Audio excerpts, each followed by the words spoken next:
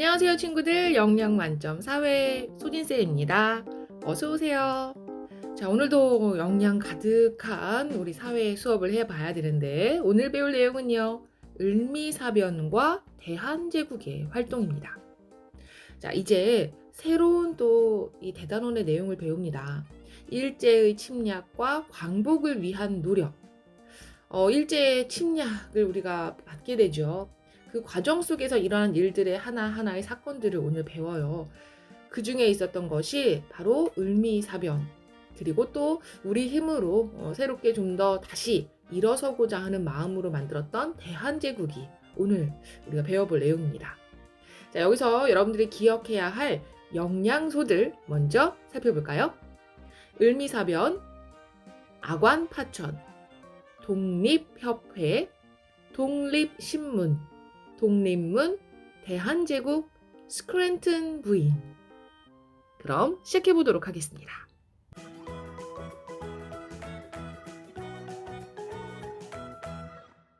청일전쟁 기억나시죠? 우리 동학농민운동이 일어났을 당시에 일어났던 전쟁입니다. 자, 청일전쟁에서 일제가 승리를 하게 됩니다. 그래서 왜 일본이 아니라 왜 일제라고 부르나요? 자, 당시 일본은 일본 제국주의를 내세우며 여러 나라를 침략하고 있었어요. 자, 그런 모습을 두고 그냥 일본이라 하지 않고 일제라고 부릅니다. 자, 일제는 조선의 정치에 더욱 깊이 간섭을 했습니다. 고종과 명성황후는 여기서 좀 벗어나야겠다라는 생각에 러시아를 좀 끌어들이면서 외교적인 노력을 합니다.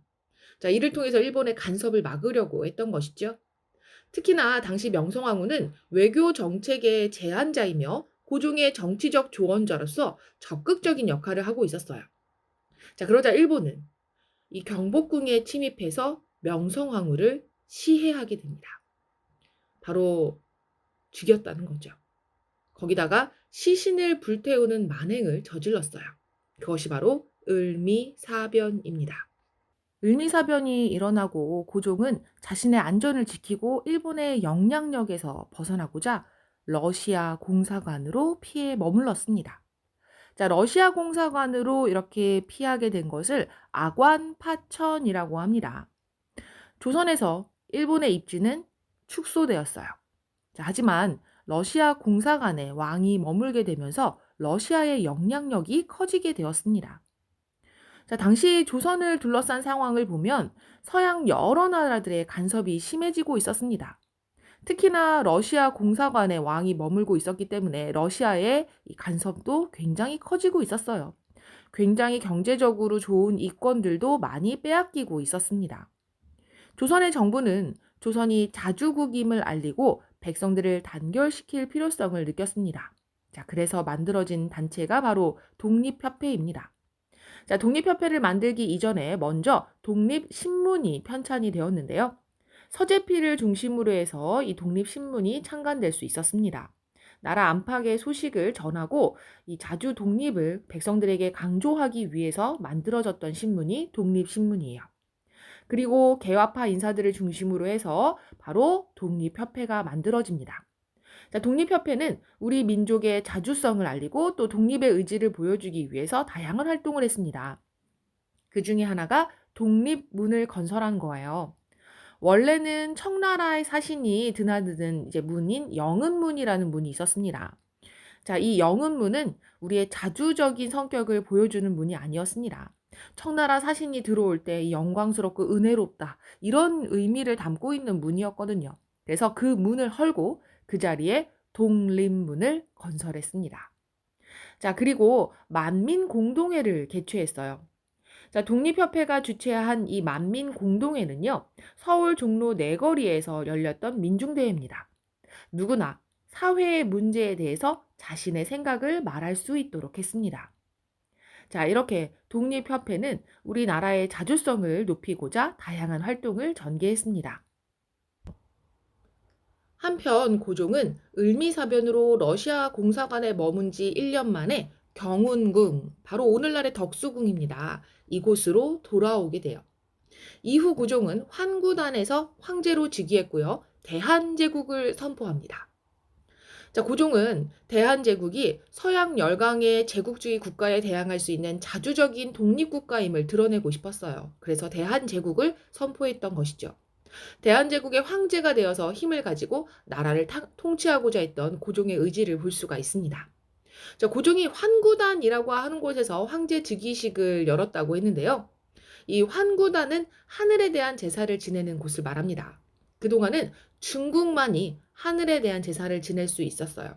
그래서 우리는 환구단에 만들거나 아니면 환구단에서 이제 하늘에 대한 제사를 지낼 수가 없었습니다. 그런데 이곳을 만들고 이곳에서 황제 즉위식을 열었다는 것은 대한제국이 중국과의 사대 관계를 청산하고 열강, 강한 나라들로부터 벗어나서 진정한 자주 독립국을 보여준다는 것을 상징적으로 알려주려고 했던 것이죠. 자, 그러한 이제 대한제국의 노력, 고종의 노력에 대해서 잘 기억을 해두도록 하시고요. 자, 대한제국은 사회 여러 분야에 걸쳐서 바로 근대적인 개혁을 추진했습니다. 여러 가지 근대 시설도 마련하고요. 공장, 회사 설립을 지원하기도 했어요. 거기다가 외국에 유학생을 보내서 기술을 습득하게 했고요. 학교를 세워서 인재를 양성하도록 했습니다.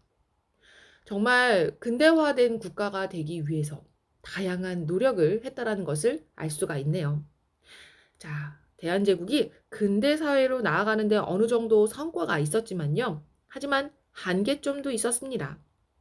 대한제국은 황제의 권리를 지나치게 강화했어요.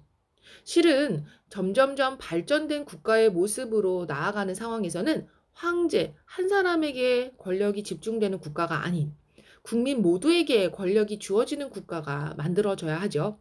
대한민국처럼요. 하지만 대한제국은 황제를 위한 국가였기 때문에 국민의 권리를 제대로 보장하지 못했다는 한계점이 있습니다. 자, 이렇게 해서 대한제국이 만들어지고 추진했던 근대적인 개혁도 살펴봤습니다. 자, 실은요, 대한제국은 만들어지고 나서 교육, 입국, 조서라고 하는 것을 반포하고요. 좀 더 근대적인 교육을 이제 해내기 위해서 노력을 했습니다. 그 과정 속에서 근대적인 학교들이 많이 세워졌다고 했었죠. 소학교, 중학교, 사범학교, 외국어 학교와 같은 다양한 학교들이 만들어졌습니다. 또한 많은 선교사들이 중심이 되어서 우리나라에 학교를 세우는 모습도 보여주었어요. 여러분들 이화학당이라고 하는 학교가 있습니다. 오늘날의 이화여자대학교의 뿌리가 되는 학교예요. 이화학당은 미국인 선교사인 스크랜턴 부인이 서울에 설립했던 우리나라 최초의 여학교입니다.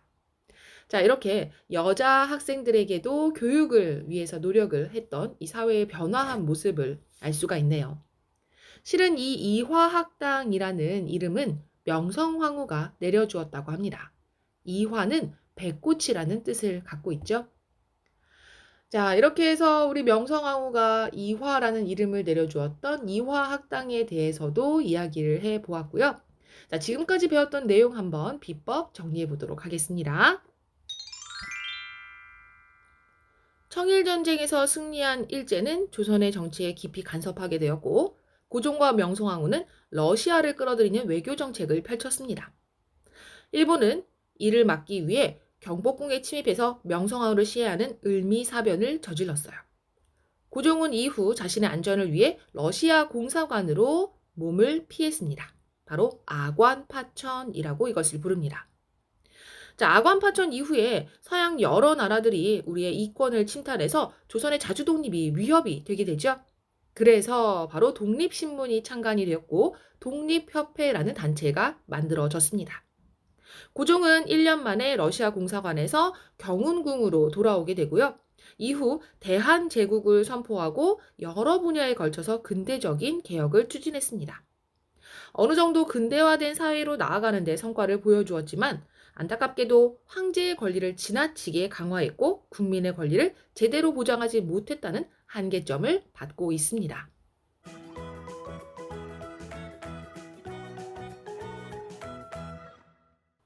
자, 우리 대한제국 시기 많은 변화를 이끌어내기 위해 노력했었다고 했었죠.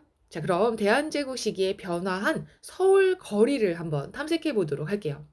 타임머신을 타고 대한제국 시기에 서울 거리로 가봅시다. 어머, 서울의 거리가요.